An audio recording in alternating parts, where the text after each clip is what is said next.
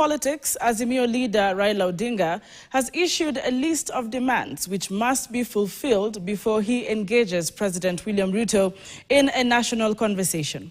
Addressing mourners on Saturday in his home county, Siaya, Raila maintained that his ODM party is still in the opposition and that the Azimio la Umoja coalition has no coalition agreement with Kenya Kwanza. Raila's demands come days after President William Ruto nominated some of the ODM party leaders to his new cabinet. Clement Masombo with a detailed report.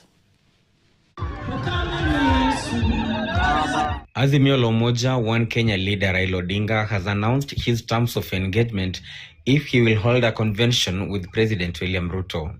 Speaking in his home county of Siaya at the burial of lawyer Evans Orenjo, Raila said there is a need to have a national convention, but that should only happen after addressing a number of key issues.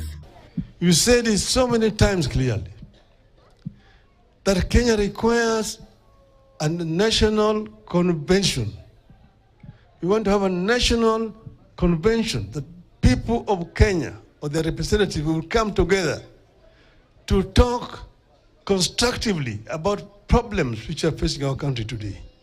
Among the issues Raila once addressed are compensation to families of victims of demonstrations of both last year and this year, clearance of hospital bills of all the victims, withdrawal of charges against protesters, and legal action against police officers who brutally attacked protesters, among other issues. Number 3 is a release of all people who have been arrested and are in police custody. Number 4 is the dropping of all the pending charges which are pending in courts. Number 5 is the sacking and prosecution all police officers who have been involved in criminal violence against innocent Kenyans who are actually exercising their rights as enshrined in the Constitution. Odinga also said there is nothing new in the demands by the Gen Zs, saying that all the issues raised had been raised before. He warned the government against ignoring the voices of the young generation.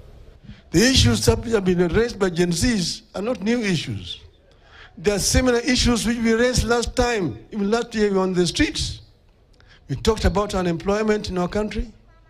We talked about high cost of living in our country. We talked about corruption, rampant corruption in the country. We talked about tribalism and ethnicity, discrimination in our country.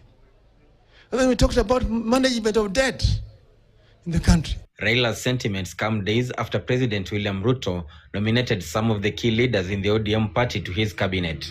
Those nominated include his deputy party leaders Wycliffe Oparanya and Ali Hassan Joho, leader of minority in the National Assembly Opiyo Wandayi, and ODM National Chair John Mbadi. Raila, however, steered clear of the discussion on the cabinet nominees from his camp. He insists ODM has no coalition agreement with the Kenya Kwanza and that he is still in the opposition and the Azimio la Umoja coalition. Clement Masombo, KTN News. Thank you, Clement Masombo. Meanwhile, President